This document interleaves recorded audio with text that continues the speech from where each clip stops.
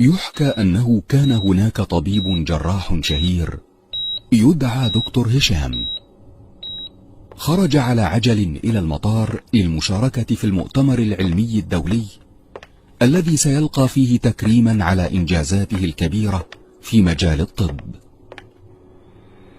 وفجأة وبعد ساعة من الطيران أعلن أن الطائرة أصابها عطل كبير بسبب صاعقة، وستهبط اضطراريا في أقرب مطار.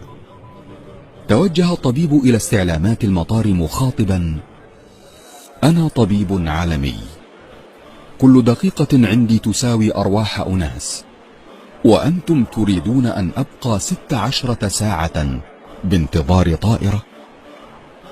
أجابه الموظف: إذا كنت يا سيدي على عجلة يمكنك استئجار سيارة، فرحلتك لا تبعد عن هنا سوى 3 ساعات بالسيارة. رضي دكتور هشام على مضض، وأخذ السيارة وظل يسير. وفجأة تغير الجو، وبدأ المطر يهطل مدرارا، وأصبح من العسير أن يرى أي شيء أمامه، وظل يسير. وبعد ساعتين أيقن أنه قد ضل طريقه وأحس بالتعب. رأى أمامه بيتا صغيرا، فتوقف عنده وطرق الباب، فسمع صوت امرأة كبيرة تقول: تفضل بالدخول كائنا من كنت. فالباب مفتوح. دخل وطلب من العجوز المقعدة أن يستعمل هاتفها. ضحكت العجوز وقالت: أي هاتف يا ولدي؟ ألا ترى أين أنت؟ هنا لا كهرباء ولا هواتف، ولكن تفضل واسترح، وخذ لنفسك كوبا من الشاي الساخن، وهناك بعض الطعام، كل حتى تسترد قوتك. شكر دكتور هشام المرأة وأخذ يأكل، بينما كانت العجوز تصلي وتدعو. وانتبه فجأة إلى طفل صغير نائم بلا حراك على سرير قرب العجوز، وهي تهزه بين كل صلاة وصلاة. استمرت العجوز في الصلاة والدعاء طويلا، فتوجه إليها قائلا: والله لقد أخجلني كرمك ونبل أخلاقك، وعسى الله أن يستجيب لك دعواتك. يا ولدي، أما أنت فابن سبيل أوصى بك الله، وأما دعواتي فقد أجابها الله سبحانه وتعالى كلها إلا واحدة.